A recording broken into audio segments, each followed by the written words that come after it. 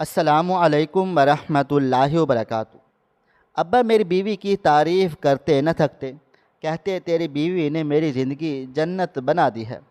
جب کہ بیوی سوکھ کر کانٹا ہو گئی۔ ایک دن اچانک بیوی فوت ہوئی تو غسل دینے والی عورت آ کر بولی، تمہاری بیوی کے ساتھ ظلم ہوا ہے، یقین نہیں آتا تو بیوی کا کفن ہٹا کر دیکھ لو۔ میں نے جیسے ہی بیوی کا کفن ہٹایا تو قدموں تلے سے زمین نکل گئی تھی۔ میں تھکا ہارا آفس سے گھر لوٹا تو مجھے میری بیوی کہیں بھی نظر نہیں آئی۔ میں فوراً سے پانی پینے کے بعد ابا کے کمرے میں چلا آیا اور ان سے پوچھا، ابا کوثر کہاں ہے؟ کہیں نظر نہیں آ رہی، ورنہ تو پہلے میں آتا ہوں، پہلے مجھے پانی پیش کرتی ہے۔ اس کی طبیعت خراب ہے کیا؟ آپ کو کچھ معلوم ہے؟ کمرے میں بھی موجود نہیں ہے۔ کہنے لگے، بیٹا میں نے اسے کچن میں دیکھا تھا، کھڑی ہو کر کام کر رہی تھی۔ اس کے بعد تو میں نے اب اپنے کمرے میں بیٹھ کر کتاب کب سے پڑھ رہا ہوں۔ انہوں نے لا علمی کا اظہار کیا تو میں فوراً سے کچن کی طرف چلا آیا، اور جیسے ہی کچن کی طرف آیا تو یہ دیکھ کر میرے پیروں تلے سے زمین کھسک گئی تھی۔ وہ کہیں اور نہیں بلکہ کچن کے فرش پر اوندھے منہ گری ہوئی تھی، اور اس کا خون کچن میں چاروں طرف بکھر چکا تھا۔ میرے قدم وہیں جم سے گئے اور میں پھٹی نگاہوں سے اس منظر کو دیکھنے لگا۔ ابا نے مجھے ہمت دلائی، کہنے لگے، کیا سوچ رہے ہو؟ جلدی سے اسے اٹھاؤ، ایمبولینس میں ڈالو اور ہسپتال لے کر چلو۔ میں نے جیسے ہی اسے آگے بڑھ کر اٹھایا تو اس بات کی تصدیق ہو گئی تھی کہ اسے ہسپتال لے جانے کی ضرورت ہی نہیں پڑی، بلکہ وہ وہیں اپنی جان دے چکی ہے۔ یہ سب کیسے ہوا؟ اس کی طبیعت ٹھیک نہیں تھی تو آپ مجھے فون کر دیتے، لیکن یہ سب کیا؟ میں بدحواس سا ہو کر اپنے باپ سے پوچھنے لگا۔ وہ بھی یہ سب کچھ دیکھ کر رونے لگ گئے تھے۔ کہنے لگے، مجھے خود معلوم نہیں ہے، اگر مجھے معلوم ہوتا تو کیا میں اسے ایسے ہی مرنے دیتا؟ انہوں نے مجھے حوصلہ دیا، ہمت کرنے کا کہا۔ میں نے کچن صاف کیا اور پھر اس کی ماں کو اطلاع دی۔ رشتہ دار آہستہ آہستہ آنے لگے۔ میں غم سے نڈھال تھا۔ اپنی جان سے پیاری بیوی کو یوں منو مٹی تلے دبنے کے لیے تیار کرنا، اس کے لیے بہت بڑا حوصلہ چاہیے تھا، جو اس وقت میرے اندر بالکل بھی موجود نہیں تھا۔ میں ایک جگہ بیٹھ کر سارا انتظام دیکھتا رہا۔ رشتہ دار انتظام کرنے لگے۔ میں خاموشی سے اپنی بیوی کی میت کے پاس بیٹھ کر اس کا ہاتھ اپنے ہاتھ میں لے کر کافی دیر تک یوں ہی روتا رہا۔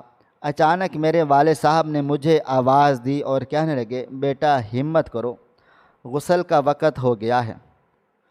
غسل کے لیے عورتوں کو میں نے بلا لیا ہے، وہ اسے غسل دیں گی۔ میں وہیں ابا کے پاس بیٹھ گیا اور عورتوں نے وہ کمرہ بند کر کے میری بیوی کو غسل دینا شروع کر دیا۔ تھوڑی دیر کے بعد مجھے کسی نے پکارا۔ میں نے حیرانگی سے چونک کر پکارنے والے کی طرف دیکھا تو کیا دیکھتا ہوں کہ غسل کرنے والی عورت مجھے بلا رہی ہے اور کہہ رہی ہے کہ اس عورت کا شوہر کون ہے، مجھے اس سے ضروری بات چیت کرنی ہے۔ ابا جان نے جب یہ سنا تو حیران و پریشان رہ گئے۔ کہنے لگے، جاؤ اس کی بات سن کر آؤ، کیا کہنا چاہتی ہے؟ میں مرے مرے قدموں سے چلتا ہوا اس کے پاس گیا اور کہنے لگا، کیا بات ہے؟ آپ نے مجھے کیوں بلایا ہے؟ اور وہ جو مجھے اندر لے کر گئی اور میری بیوی کی میت کے پاس کھڑا کر کے مجھے کہنے لگی، کیا تم بہت زیادہ ظالم شوہر تھے؟ تمہاری بیوی کی حالت تو دیکھو، غسل دیتے ہوئے ہمارے دل تڑپ رہے ہیں، اس کی کیا حالت ہوگی؟ اس قدر تشدد اس پر کس نے کیا ہے؟ اس کی بات سن کر میرے اوسان خطا ہو گئے اور میں خالی نگاہوں سے اس کی طرف دیکھنے لگا تھا۔ مجھے یوں بے چین بے یقین سا دیکھ کر اس نے کہا، اگر تمہیں یقین نہیں آتا تو ہماری بات پر تو ہٹاؤ اس کا کفن اور دیکھو اپنی بیوی کی حالت۔ ایسا لگتا ہے جیسے کسی نے اسے بہت زیادہ تشدد کا نشانہ بنا ڈالا ہے، اور اب وہ اس دنیا سے اگر گئی بھی ہے تو اسی وجہ سے گئی ہے کہ وہ زخموں کی تاب ہی نہ لا سکی۔ کیا تمہیں اس بات کی خبر ہے یا تم انجان تھے کہ تم ہی اس کے پیچھے ہو؟ اس نے کڑی نظروں سے میری طرف دیکھ کر کہا تو میں ایک لمحے کے لیے دنگ رہ گیا تھا۔ مجھے بالکل بھی اندازہ نہیں تھا کہ وہ عورت جو غسل دینے کے لیے یہاں آئی ہے وہ یہ انکشاف کرے گی۔ میں فوراً سے آگے بڑھا اور جیسے ہی کفن اٹھا کر اپنی بیوی کو دیکھا تو میرے بدترین خدشے کی تصدیق ہو گئی تھی۔ اس کے جسم پر جا بجا تشدد کے نشانات موجود تھے اور کئی جگہ پہ زخم اتنے گہرے بنے ہوئے تھے کہ میں اندازہ بھی نہیں کر پایا یہ سارے زخم مجھ سے کیوں اوجھل تھے۔ مجھے کچھ بھی سمجھ نہیں آیا۔ میں وہیں بیٹھ کر رونے لگا اور پھر ماضی میری آنکھوں کے سامنے پوری شدت سے حملہ ور ہوا اور میں گھٹنوں میں اپنا سر دے دیا اور اپنے ماضی کو یاد کرنے لگا۔ پچھلے کچھ دنوں سے مجھے میری بیوی کچھ کہنا چاہ رہی تھی اور میں اس قدر آفس کے کاموں میں الجھا ہوا تھا کہ نہ اس کی بات پر دھیان دے سکا اور نہ ہی اس کے وجود پر ایک نظر کر سکا۔ اگر میں پہلے ہی اس کے وجود کی طرف دیکھ لیتا تو شاید یہ سب کچھ نہ ہوا ہوتا۔ میرا رواں رواں کانپ اٹھا تھا اور میں ماضی کو یاد کرنے لگا۔ میں خرم اپنے والدین کا اکلوتا بیٹا ہوں۔ جب سے آنکھ کھولی تو خود کو ہمیشہ لاڈ پیار میں ہی پایا۔ جب 6 سال کا ہوا تو مجھ پر قیامت ٹوٹ پڑی۔ میرے والد صاحب کا انتقال ہو گیا۔ ان کی شدید خواہش تھی، وہ مجھے ڈاکٹر بنانا چاہتے تھے، لیکن ان کے مرتے ہی تمام رشتہ داروں نے اپنی آنکھیں پھیر لیں اور میری اماں نے بہت مشکل وقت دیکھا۔ اپنے میکے میں آ گئیں۔ نانا اور نانی کو تو کوئی مسئلہ نہیں تھا، لیکن ماموں اور ممانی نے امی جان کا جینا حرام کر دیا تھا۔ میں اس وقت صرف 7 برس کا تھا۔ امی کے بقول دوسری شادی وہ کیسے کرتی کہ دوسری شادی کرنے پر ان کا شوہر مجھے قبول نہ کرتا اور وہ مجھ سے ہرگز بھی جدائی برداشت نہیں کر سکتی تھی۔ ان سے جدائی کا سوچتے ہی میری بھی حالت غیر ہو جاتی۔ 7 سال کی عمر میں میں نے اپنی ماں پر بے تحاشا ماموں اور ممانی کا تشدد دیکھا۔ وہ جسمانی طور پر تشدد میں مبتلا نہیں کرتے تھے انہیں، لیکن زبانی طور پر وہ انہیں بہت زیادہ ایذا پہنچاتے رہتے تھے اور یہ میری برداشت سے باہر تھا۔ نانا اور نانی بھی ماموں مامی کے رحم و کرم پر تھے۔ انہی کے پیسوں سے گھر چل رہا تھا اور وہ بوڑھے انسان کی دی گئی ان نعمتوں کا بھی فائدہ اٹھا رہے تھے، اس لیے ان کے سامنے بولنے سے بھی مجبور تھے۔ کبھی کبھی نانا جان روتے ہوئے میری امی کے سامنے ہاتھ جوڑ دیتے اور کہتے مجھے معاف کر دینا شمیم، میں نے بہت کوشش کی کہ تم پر یہ ظلم نہ ہو سکے، لیکن ہم مجبور ہیں اور اس گھر پر اب تمہارے بھائی کا راج ہے، اس لیے مجھے معاف کر دو۔ میں تمہاری ویسی حفاظت نہیں کر سکا جیسے ایک بیٹی کی کرنی چاہیے۔ امی جان نے اتنے کٹھن دنوں میں بھی ان سے کوئی گلہ شکوہ نہ کیا، الٹا نانا سے کہہ دیا کہ ان تمام چیزوں کے ذمہ دار آپ نہیں ہیں۔ شاید میری قسمت ہی خراب ہے، اس وجہ سے مجھے یہ سب کچھ سہنا پڑ رہا ہے۔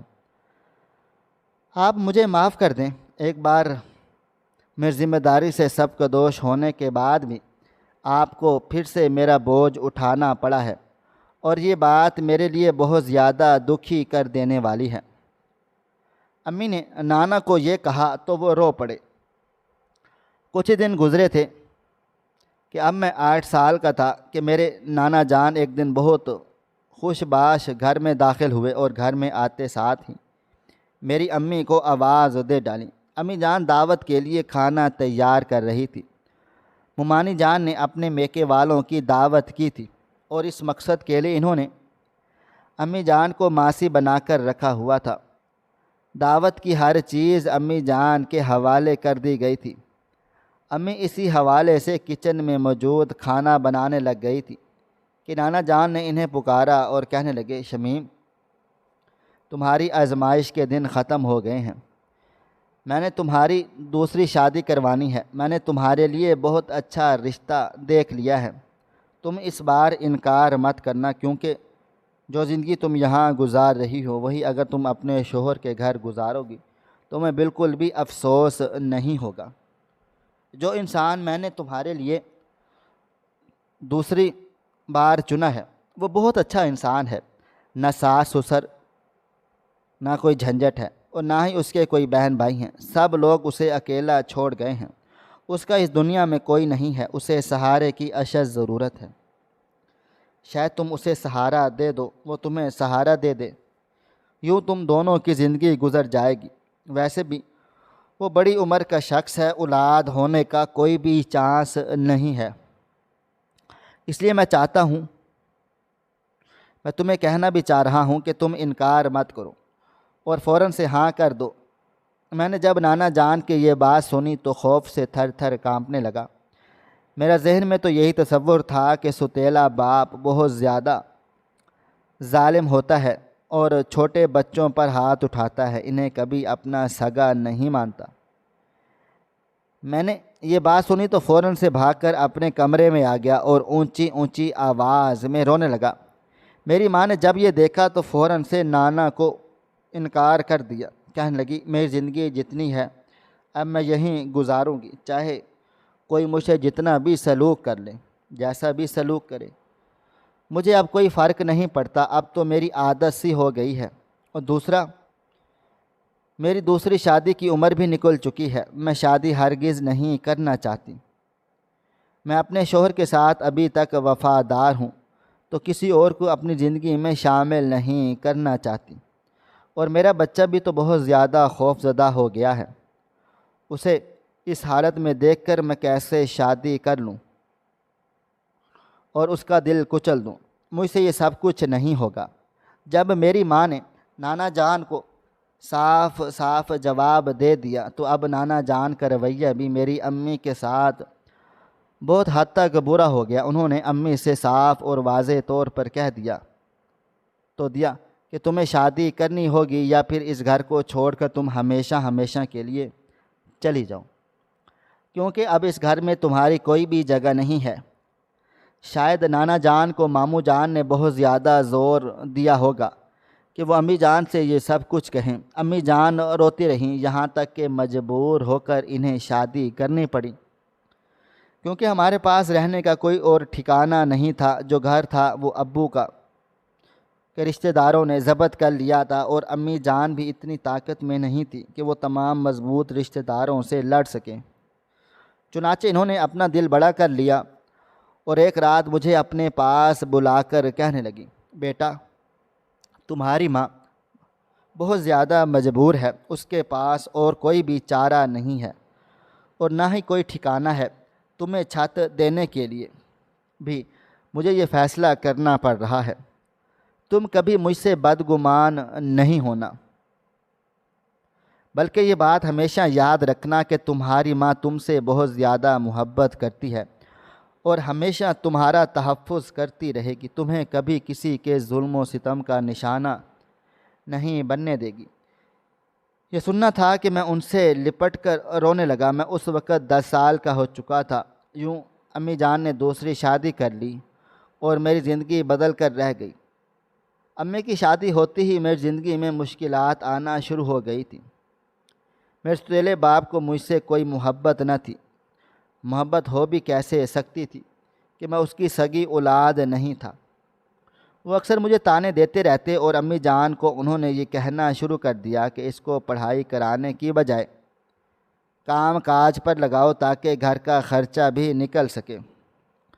میں جو بھی کماتا ہوں وہ تم پر خرچ کر سکتا ہوں، لیکن اس کی پڑھائی پر خرچہ نہیں کر سکتا، بلکہ تمہیں تو اس کے ددھیال سے اس کا خرچہ لینا چاہیے۔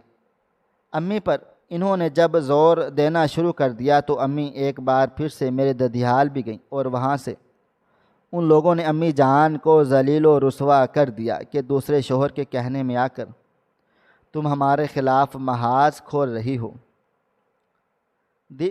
اول تو وہ میری امی جان کی دوسری شادی کے خلاف تھے، انہیں پتہ چلا تھا کہ وہ لوگ غصے سے آگ بگولا ہو گئے اور امی کو یوں واپس آنا پڑا۔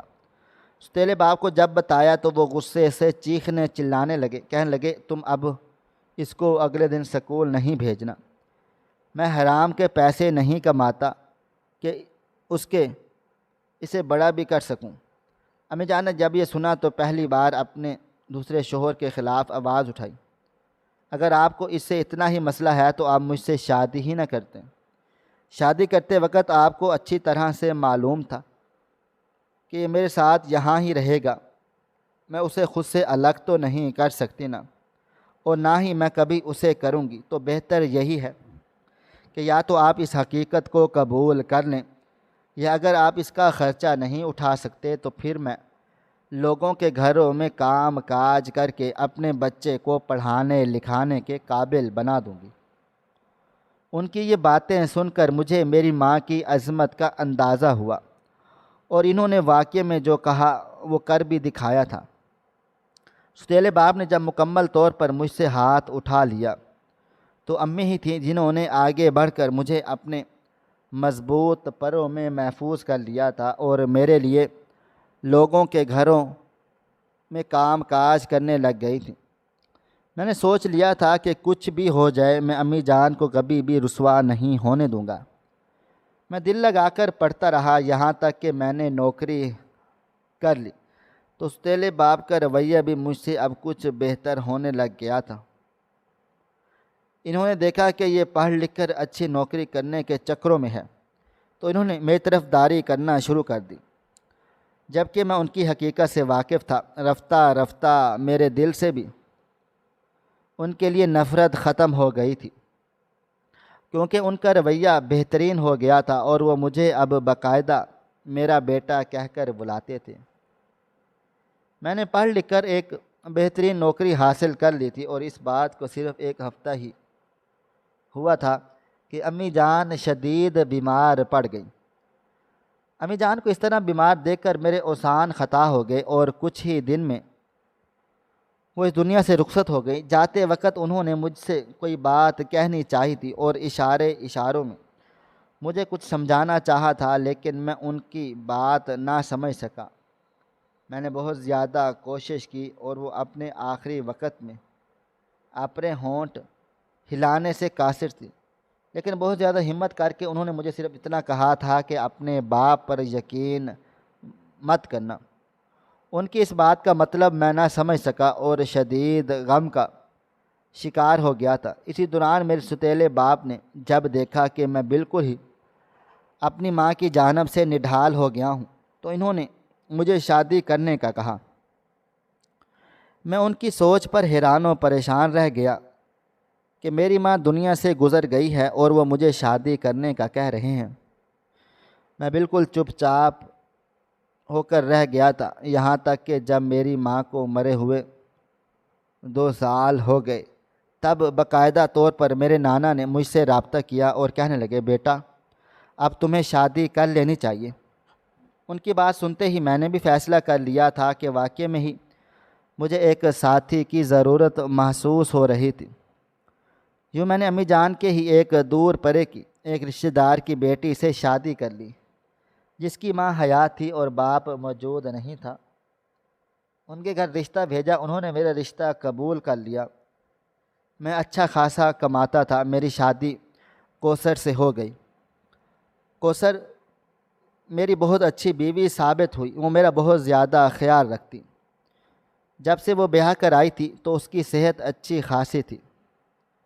ستیلے باپ کو بھی اس سے کوئی مسئلے مسائل نہیں تھا، بلکہ وہ تو مجھے کہتے تھے کہ تمہاری بیوی بہت اچھی اور نیک ہے، تمہارا بہت زیادہ خیال رکھتی ہے اور پورے گھر کو سنبھال لیا ہے۔ ان کی یہ بات سن کر مجھے بھی اطمینان ہوتا کہ چلو میری بیوی میرے ستیلے باپ سے کوئی بیر نہیں رکھ رہی، بلکہ ان کا بھی خیال رکھ رہی ہے۔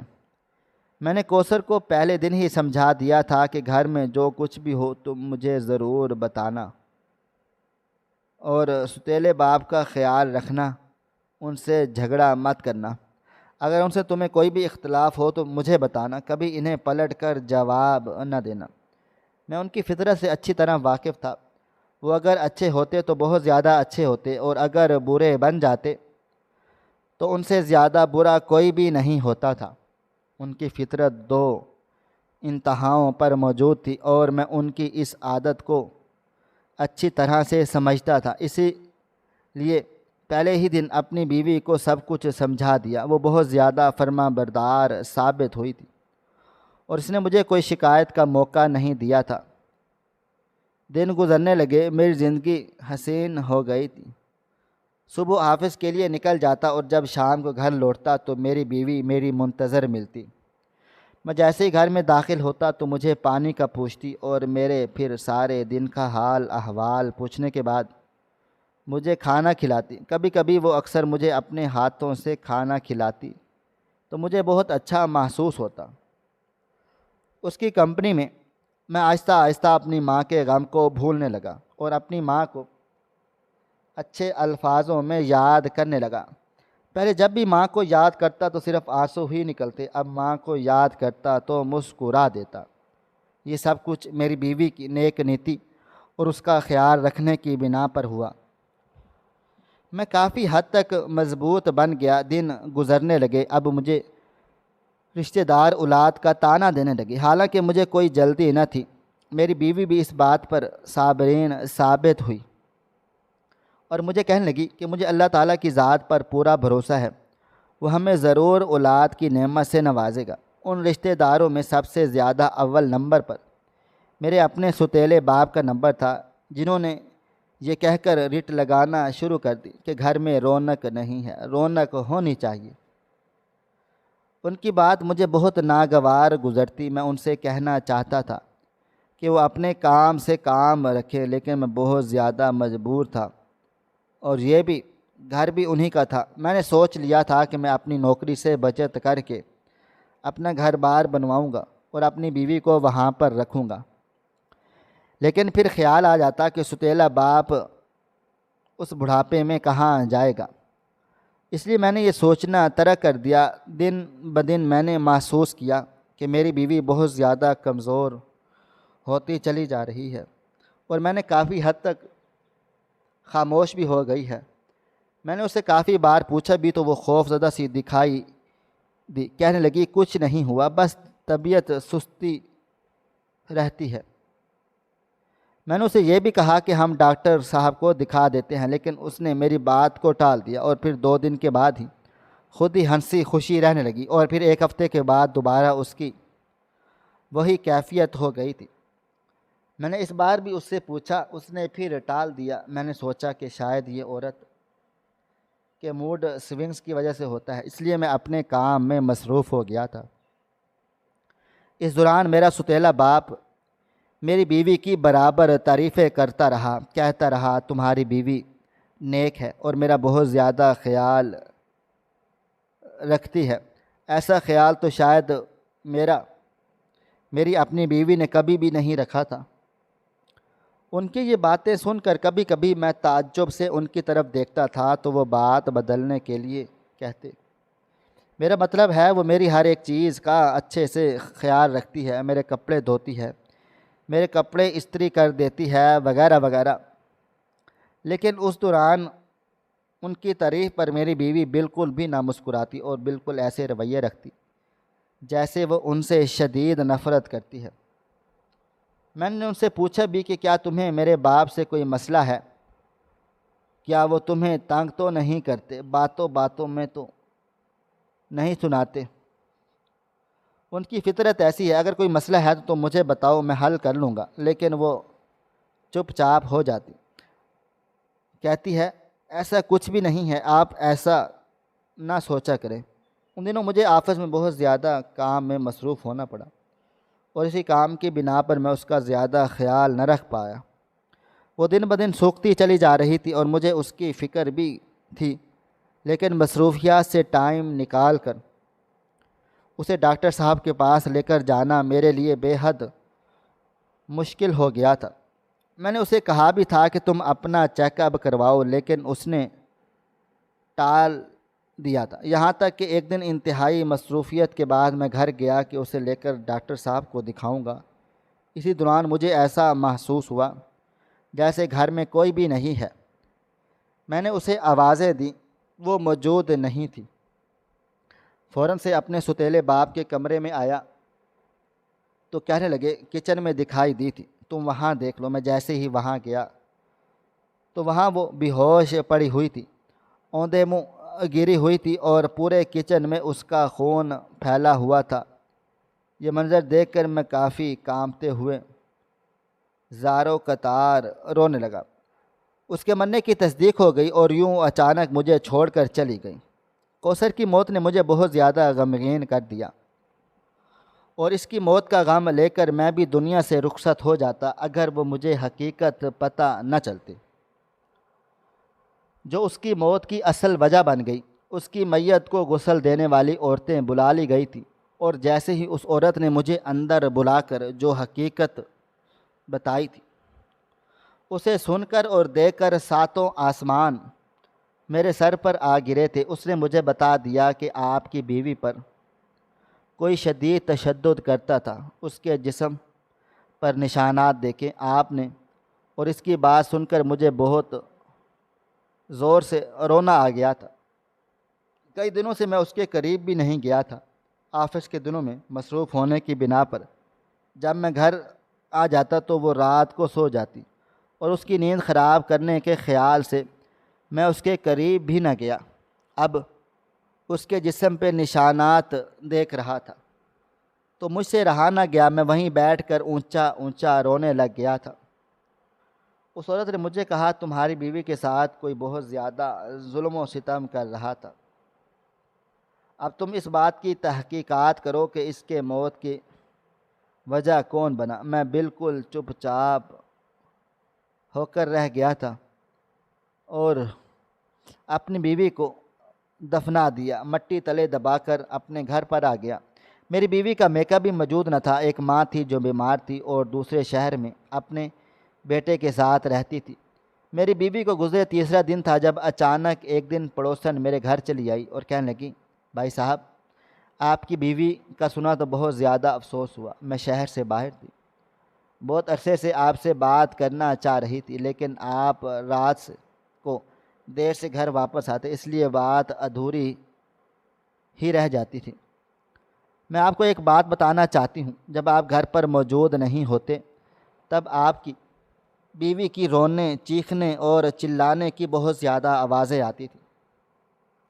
میں ایک دو بار ڈر کے مارے آپ کے گھر دیکھنے چلی آئی تو آپ کے سوتیلے باپ نے مجھے بھگا دیا۔ کہنے لگے ہماری گھر کی فکر مت کیا کرو اور آئندہ کبھی ایسی کوئی بات کی تو مجھ سے برا کوئی نہ ہوگا، اس لیے میں ڈر کر خاموش ہوگی۔ میں نے سوچ لیا کہ میں آپ سے بات ضرور کروں گی۔ اسی دوران میری ساس کا انتقال ہو گیا تو مجھے گاؤں جانا پڑا تھا۔ اب واپس آئی ہوں تو خبر ملی ہے کہ آپ کی بیوی اس دنیا میں موجود نہیں ہے۔ مجھے بہت زیادہ دکھ ہو رہا ہے، افسوس ہے۔ اس کی باتیں سن کر میرے صحیح معنوں میں ماتھا ٹھنکا تھا۔ میں نے اسے خدا حافظ کہا اور اپنے کمرے میں آ گیا۔ مجھے اپنی بیوی کی بہت زیادہ یاد آنے لگ گئی تھی۔ میں نے الماری سے اس کی تصویر نکال کر اسے یاد کرنا چاہا، رو پڑا۔ اسی دوران مجھے ایسا لگا جیسے تصویر سے نکل کر کوئی کاغذ نیچے آ گرا ہے۔ جیسے ہی میں نے وہ کاغذ اٹھایا تو حیران رہ گیا۔ مجھے پورا اپنا وجود کانپتا ہوا دکھائی دیا۔ وہ کاغذ میری بیوی کی طرف سے لکھا ہوا خط ہے جس میں اس نے ساری حقیقت بیان کر دی تھی۔ آپ روز مجھ سے پوچھتے ہیں میری طبیعت کا، تو میں ڈر جاتی ہوں کہ کہیں میری وجہ سے آپ کی جان کو کوئی نقصان نہ پہنچے۔ دراصل میرا مجرم کوئی اور نہیں بلکہ آپ کا سوتیلا باپ ہے جو نیت کا بد ہے۔ اس نے میرے ساتھ بہت زیادہ غلط سلوک کیا ہے اور ہر روز مجھے یہی ٹارچر کرتا ہے، دھمکیاں دیتا ہے۔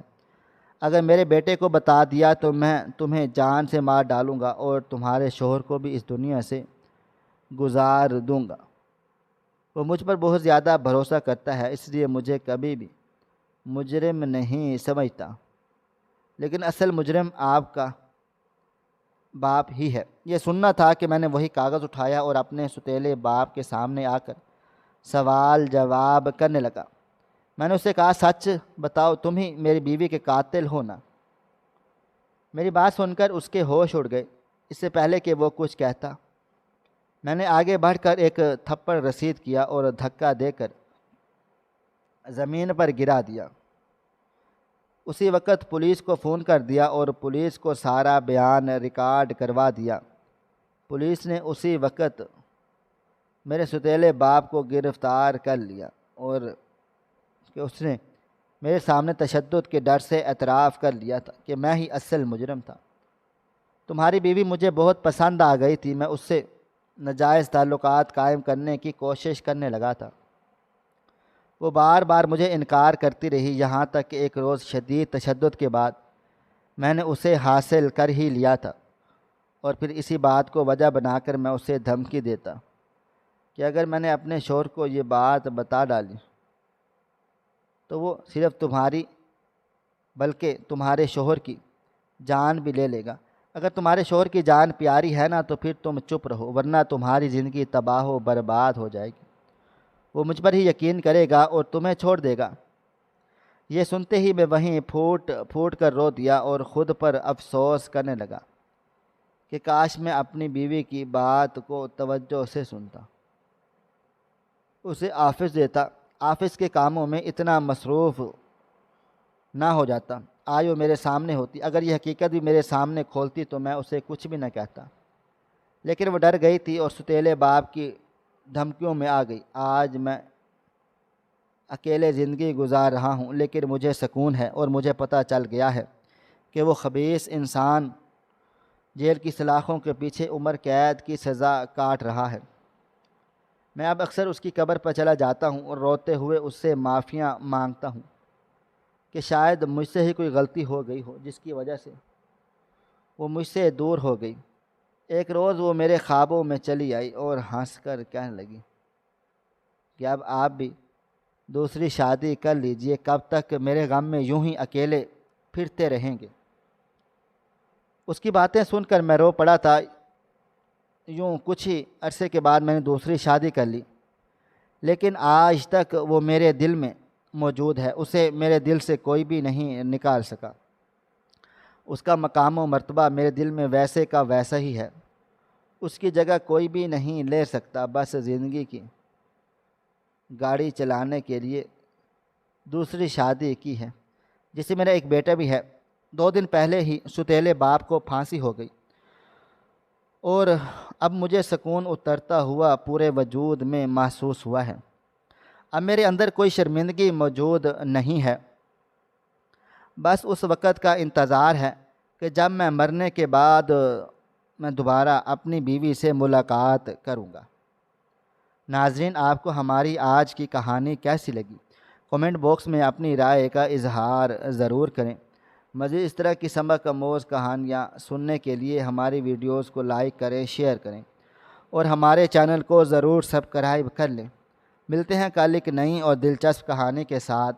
اللہ حافظ۔